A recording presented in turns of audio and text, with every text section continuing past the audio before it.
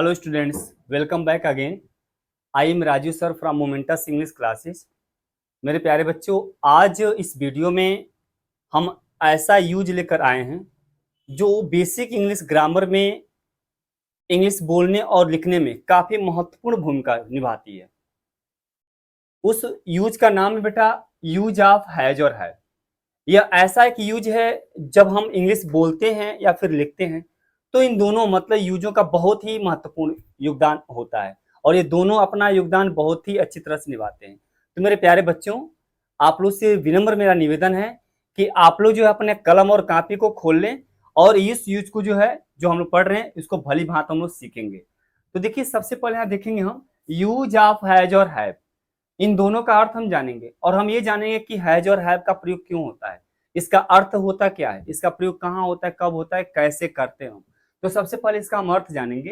Has और have, जिनमें have का अर्थ होता है बेटा रखना। हैव का अर्थ क्या होता है? रखना। मतलब होता है किसी व्यक्ति के पास कोई वस्तु का होना पाया जाता है। सामान्य अर्थ में आप हैज और हैव दोनों का अर्थ रखना कह सकते हो। ठीक है, इसका प्रयोग होता क्यों है? जब हमें किसी व्यक्ति या वस्तु पर किसी अन्य व्यक्ति या वस्तु का अधिकार प्रकट कराना हो या प्रकट कराने की आवश्यकता हो, वहां पर हम हैज और हैव का प्रयोग करते हैं। एक बार पुनः, जब हमें किसी व्यक्ति या वस्तु पर किसी अन्य या दूसरे व्यक्ति का अधिकार प्रकट करने का बोध करने की आवश्यकता होती है, जरूरत होती है, वहां पर हम हैज और हैव का प्रयोग करते हैं। तो मेरे प्यारे बच्चों, एक बार पुनः मैं बता रहा हूं कि जब भी किसी व्यक्ति के पास कोई वस्तु हो, अपनी चाहे किसी का हो, उसके पास अपना वस्तु हो, वो रखा हो, उसके पास हो कोई वस्तु हो, वहां पर हम हैज और हैव का प्रयोग करते हैं। ठीक है बेटा, तो जरा वाक्य देखिए यहां पर ध्यान से। उसके पास एक बल्ला है, मेरे पास एक घड़ी है, सुमन के पास एक अंगूठी है, हमारे पास 2 संतरे नहीं है। यहां जरा वाक्य देखिए, सारे वाक्यों में पास पास शब्द यहाँ पर लगा हुआ है और लास्ट में है। तो इसका एक पहचान और होता है कि वाक्य में पास है होता है। इससे यह प्रकट हो रहा है कि एक व्यक्ति के पास कोई ना कोई वस्तु है, कोई अपने पास कोई वस्तु का रखा, कोई वस्तु अपने पास रखा है, इसलिए यहां पर हम हैज और हैव का प्रयोग करते हैं। स्ट्रक्चर जरा देखिए यहाँ पर, वाक्य इसकी बनावट कैसे होती है। सबसे पहले नंबर हम सब्जेक्ट लाएंगे, उसके बाद से हैज या हैव में से कोई एक लाएंगे, उसके बाद से कंप्लीमेंट। यहाँ कंप्लीमेंट में बेटा नाउन होगा, नाउन में कोई नाउन हो सकता है। अब यहाँ देखिए हैज और हैव का प्रयोग कहाँ कहाँ होता है, यहाँ पर सीखिए। देखिए यहाँ पर देखिए, फर्स्ट पर्सन में 2 सब्जेक्ट आपको पिछले वीडियो में बताया गया था कि फर्स्ट पर्सन में 2 यहाँ पर सब्जेक्ट होते हैं, एक आई और वी होता है। तो बेटा आई और वी दोनों के साथ यहाँ पर क्या होगा? हैव का प्रयोग होगा। ठीक है। सेकंड पर्सन में केवल सब्जेक्ट यू होता है। कितना होता है? केवल यू होता है और यू के साथ क्या होगा बेटा? हैव होगा। थर्ड पर्सन, तो थर्ड पर्सन में देखिए यहाँ पर ही, सी, इट और यहाँ पर एक वचन सिंगुलर नेम और प्लूरल दोनों आता है। फर्स्ट थर्ड पर्सन में बेटा सिंगुलर नेम प्लूरल दोनों आता है, मतलब एक वचन बहुवचन दोनों आता है। कॉन्सेप्ट क्लियर हुआ बेटा? अब देखिए यहाँ पर इन चारों के साथ यहाँ पर क्या होगा? हैज, अर्थात ही, सी, इट और एक वचन या बहुवचन नेम के साथ क्या होगा बेटा? हैज साई क्रिया होगा। नेक्स्ट देखिए यहाँ पर जो दे है, जो नीचे लिखा गया दे, बेटा थर्ड पर्सन के अंतर्गत दे भी आता है, तो दे के साथ भी हम हैव का प्रयोग करते हैं। यहाँ पर देखिए ये दे प्लूरल नंबर में होगा तो प्लूरल नेम, इसमें बहुवचन नेम भी आते हैं, तो दे और बहुवचन नेम के साथ हम हैव का प्रयोग करते हैं। तो यहाँ पर हमने सीखा कि हैज और हैव का प्रयोग किन किन कर्ताओं के साथ करते हैं। आइए एग्जाम्पल के द्वारा इन वाक्यों को हम समझते हैं।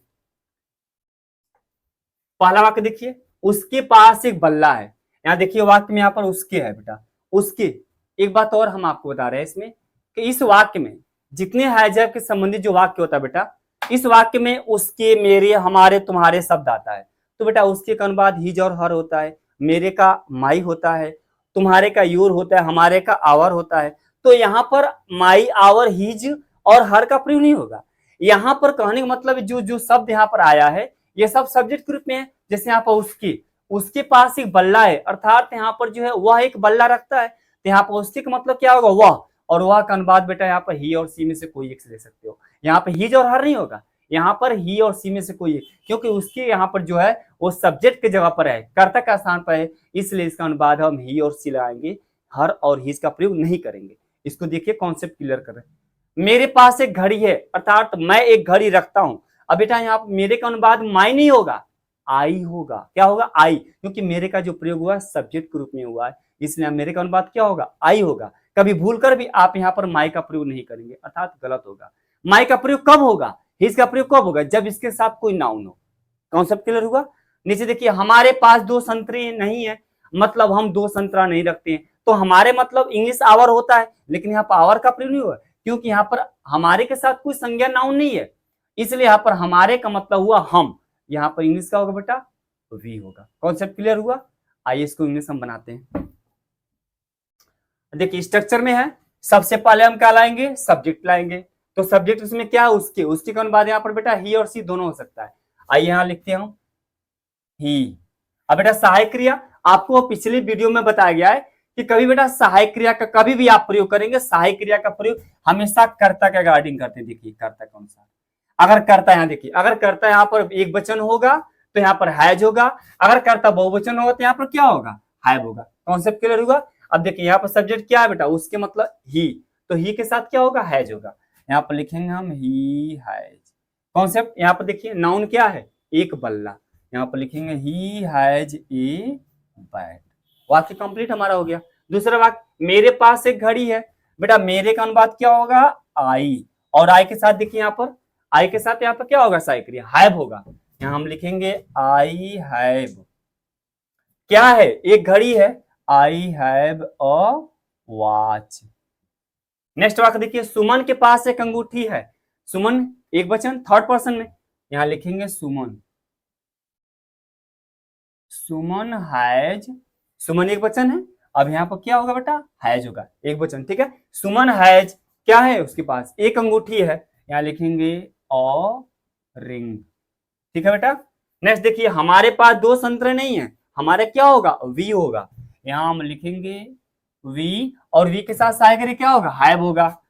वी हैव, बेटा निगेटिव है यहाँ पर, देखिए वी हैव नॉट 2 ऑरेंजेज।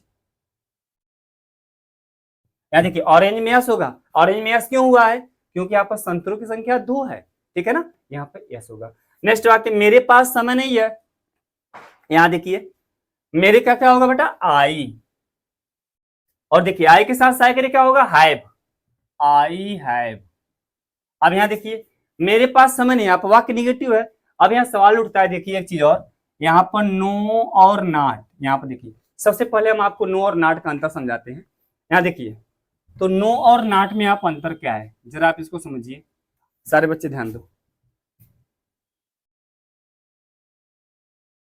मेरे प्यारे विद्यार्थियों और बच्चों, नो और नॉट दोनों का अर्थ क्या होता है बेटा, नहीं होता है। तो नो और नॉट दोनों में बहुत अंतर है, इसका प्रयोग कहाँ होता है, इसको जरा आप समझे, कॉन्सेप्ट को क्लियर करो पहले। तो बेटा नो, देखिए सबसे पहले नो का प्रयोग हम वहां करेंगे जैसे जब कोई वाक्य निगेटिव हो और उस वाक्य में जो संख्या होती है, उसकी वास्तविक संख्या, किसी वाक्य में अगर वाक्य निगेटिव है, उस वाक्य में जो संख्या होती है, संख्या कितना है उसका कोई निश्चित नहीं दिया होता है, तो वहां पर हम नो का प्रयोग करते हैं। जैसे मेरे, है ना, मेरे पास समय नहीं है, तुम्हारे पास बल्ले नहीं है, उसके पास घर नहीं है, तो यहाँ पर समय, घर और बल्ले, यहाँ पर कोई निश्चित संख्या नहीं दिया, 1 2 3 4 5 नहीं दिया है। जैसे सुमन के पास अंगूठी नहीं है, तो अंगूठी कितनी हुई, यहाँ पर अंगूठी संख्या नहीं दिया है। मेरे पास गेंद नहीं है, तो मेरे पास गेंदों की संख्या नहीं बताया है। तुम्हारे पास अंडे नहीं है, चाहे तुम्हारे पास जो है, तुम्हारे पास पुस्तकें नहीं है, यहाँ पर अंडों और पुस्तकों की संख्या नहीं बताया ना। अब यहाँ पर नहीं का अनुपात क्या होगा बेटा, नो होगा, क्योंकि यहाँ पर वस्तुओं की संख्या निर्धारित नहीं है। तो जिन वाक्यों में वस्तुओं की संख्या निर्धारित नहीं होगी, वहां पर हम नहीं का अनुपात क्या लगाएंगे, नो। और जिन वाक्य में वस्तुओं की संख्या, चाहे व्यक्तियों की संख्या निर्धारित हो, अर्थात 1 2 3 4 5 वहां पर दिया हो और नट दिया हो, तो वहां पर नट का प्रयोग करेंगे। जैसे मेरे पास 2 पुस्तक नहीं है, अब यहाँ पर पुस्तकों की संख्या कितना, 2 है, वाक्य निगेटिव है, अब यहाँ पर क्या होगा, नॉट होगा। आई हैव नॉट 2 बुक्स होगा। तुम्हारे पास 4 बल्ले नहीं है, बल्लों की संख्या कितना बेटा, 4 है, तो होगा यू हैव नॉट 4 क्या होगा, बैट्स होगा, ठीक है। उसके पास 3 गेंद नहीं है, तो गेंदों की संख्या कितनी, 3। He has not 3 balls. Concept clear होगा, ठीक है। आइए इसको देखिए यहाँ पर, तो यहाँ पर क्या होगा बेटा, नो होगा, यहाँ लिखेंगे I have no time. Next वाक्य देखिए, क्या सुमित के पास एक गेंद है। अब देखिए वाक्य यहाँ पर प्रश्नवाचक है, शुरू में क्या हुआ है, क्या लिखा है यहाँ पर। अब देखिए क्या के बाद आप क्या करेंगे, हम प्रश्नवाचक सहायक क्रियाओं को बाहर निकाल दो। तो जब भी वाक्य में हमारा क्या शुरू, मतलब जब भी किसी वाक्य में क्या आता है, अर्थात कोई वाक्य प्रश्नवाचक क्या से शुरू होता है, तो जिस टेंस का चाहे यूजेज होता है उस टेंस की क्रिया को बाहर निकालते हैं। और क्रिया बाहर कैसे निकलती है, सबको पता है, क्रिया बाहर हमेशा सब्जेक्ट का अकॉर्डिंग होती है। कर्ता कौन सा, इस वाक्य में कर्ता क्या बेटा, सुमित है, तो सुमित के साथ क्या होगा, हैज होगा, अर्थात इस वाक्य में सब्जेक्ट हैज क्या होगा, बाहर निकल आएगा। यहां हम लिखेंगे हैज सुमित क्या बेटा, एक गेंद, है सुमित ए बाल। अब देखिए इन प्रश्नवाचक वाक्य में और देखिए, क्या तुम्हारे पास 2 गेंद है, हैव यू 2 बॉल्स, क्या उनके पास अधिक धन है, चाहे क्या उनके पास बहुत सारा धन है ना, have they a lot of money, चाहे have they much money, clear हुआ। तो जब भी कोई वाक्य क्या से शुरू होता है तो आप क्या करो, कर्ता के अनुसार और टेंस के अनुसार सहायक क्रिया को बाहर निकाल दो, सेकंड नंबर पर कर्ता आ जाएगा, बाकी मतलब अदर वर्ड में क्या होगा, नाउन होगा। ठीक है, तो मेरे प्यारे बच्चों, मुझे उम्मीद है कि आप लोग को आज जो यूज है आपको जो मैंने पढ़ाया, ये कॉन्सेप्ट अच्छी तरह से आपको समझ में आया होगा। और आप लोग से मेरा विनती है, मेरा रिक्वेस्ट है कि आप इस वीडियो को अधिक से अधिक बच्चों तक फैलाएं, इसको दूर दूर तक फैलाएं, ताकि सभी बच्चे इस वीडियो को देखें और उससे कुछ सीख प्राप्त करें। मेरा लास्ट में निवेदन है कि आप लोग अभी तक मेरे चैनल को अगर सब्सक्राइब नहीं किए हैं तो आप मेरे चैनल को सब्सक्राइब कर दें और बेल आइकन को दबाना ना भूलें, ताकि हमारे जो आगामी वीडियो हैं उनके नोटिफिकेशन